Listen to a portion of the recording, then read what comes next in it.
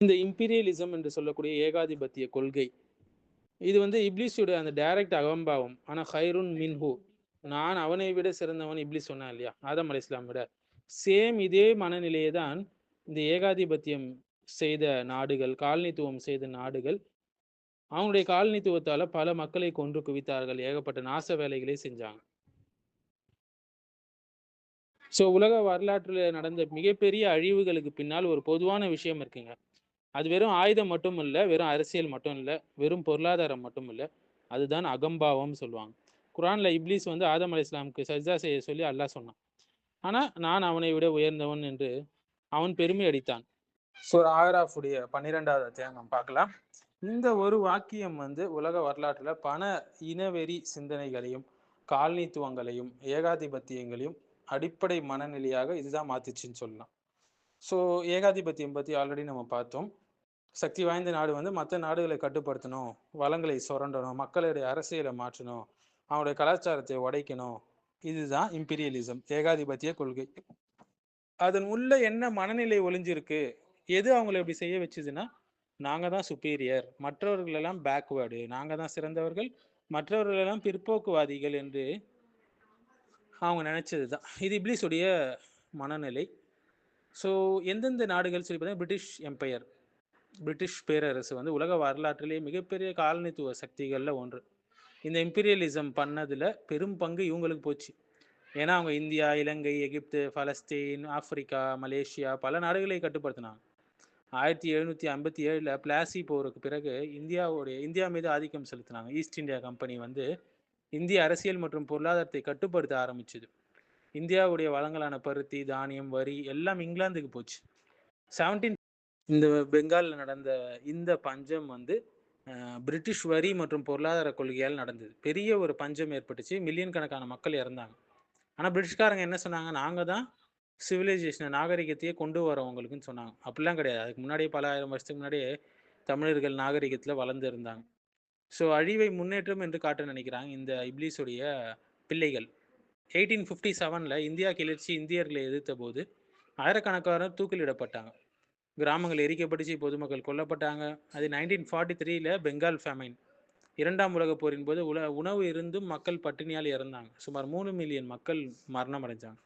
இது பிரிட்டிஷ் பேரரசு ஏகாதிபத்தியத்துடைய அவங்களுடைய வெற்றிகள் என்று அவங்க சொல்லிக் கொள்ளக்கூடியது. அடுத்து பிரெஞ்சு எம்பையர், பிரான்ஸ் பேரரசு வந்து Algeria, Tunisia, Morocco, Syria, Lebanon போன்ற நாடுகள்லாம் ஆட்சி செஞ்சிச்சு. 1830 வந்து அல்ஜீரியா ஆக்கிரமிக்கப்பட்டது. அல்ஜீரியாவுடைய நிலங்கள் பறிமுதல் செய்யப்பட்டுச்சு, முஸ்லீம் அடையாளங்கள் பலவீனப்படுத்தப்பட்டது. ஸோ 1945 சேத்திஃப் மசாக்கர், அல்ஜீரியர்கள் சுதந்திரம் கேட்டபோது ஆயிரக்கணக்கானோர் கொல்லப்பட்டாங்க. 1952 1962 பார்த்தீங்கன்னா இந்த வாக்கில் அல்ஜீரிய விடுதலை போர் நடந்தது. பிரான்ஸ் வந்து சித்திரவதை, இராணுவ அடக்குமுறை, கிராம அழிப்பு போன்ற பல கொடுமைகள் செஞ்சிச்சு. அடுத்தது ஸ்பானிஷ் எம்பையர், ஸ்பெயின் பேரரசு. 1492 பிறகு அமெரிக்க கண்டங்களில் பெரிய அழிவுகள் ஆரம்பமாச்சு.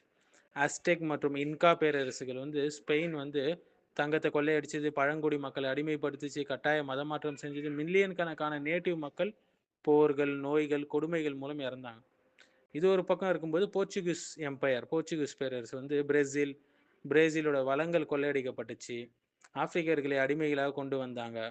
அடுத்து கோவா இன்குசிஷன் 1560 கோவாவில் கட்டாய மதமாற்றம், இஸ்லாமிய மற்றும் இந்து பழக்கங்களுக்கு தடை நடைபெற்றது. ஒரு பக்கம் டச்சு எம்பையர், டச்சு பேரரசு வந்து இந்தோனேஷியாவில் வந்து மசாலா வணிகத்தை முழுமையாக கட்டுப்படுத்தினாங்க, விவசாயிகளை கட்டாய உற்பத்திக்கு தள்ளினாங்க. ஜாவா வார் நடந்தது 1825 1830 வரைக்கும். பெரிய போர்கள் நடந்தது, ஆயிரக்கணக்கான மக்கள் வந்து உயிரிழந்தாங்க. பெல்ஜியம் எம்பையர், பெல்ஜியம் பேரரசு வந்து காங்கோ, அதாவது உலகுடைய மிக கொடூரமான காலனித்துவங்களில் ஒன்று. 1885 முதல்லேருந்து கிங் லெப்பர்ட் 2 வந்து ஆட்சி செஞ்சாங்க. மக்களை வந்து கட்டாய வேலைக்கு பயன்படுத்தினாங்க, ரப்பர் உற்பத்திக்காக கொடுமை செஞ்சாங்க, கைகளை வெட்டினாங்க போன்ற மனிதத்தன்மையற்ற நிறைய செயல்கள் நடத்தப்பட்டுச்சு. ஸோ மில்லியன் கணக்கான மக்கள் இறந்ததாக வரலாற்று ஆசிரியர்கள் சொல்கிறாங்க.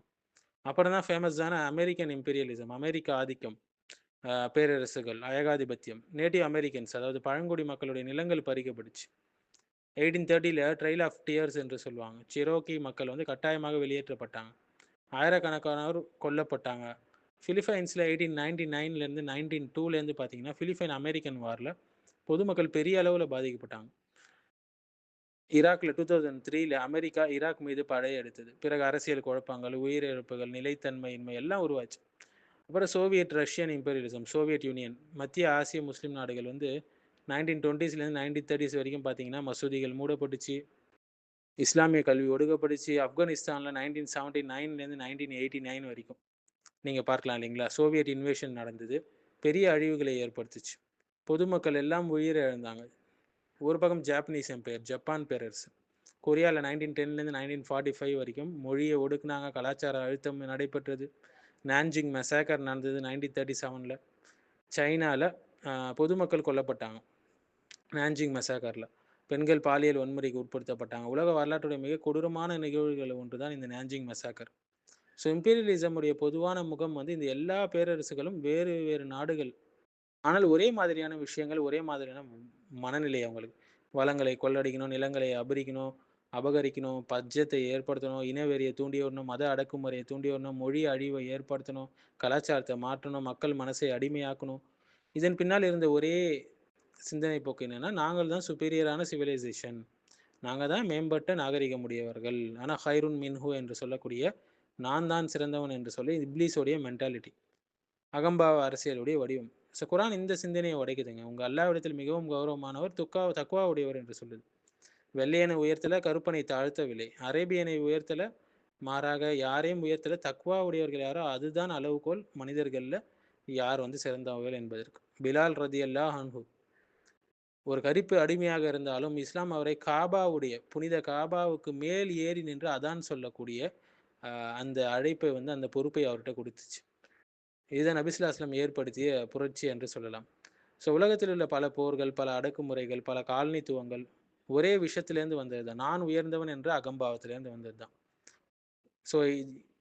ஸோ ஆனா ஹைருன் மின்ஹு, நான் அவனை விட சிறந்தவன் என்ற இப்லீஸுடைய இந்த சொல் உலக வரலாற்றில் எண்ணற்ற அழிவுகளை உருவாக்குச்சு.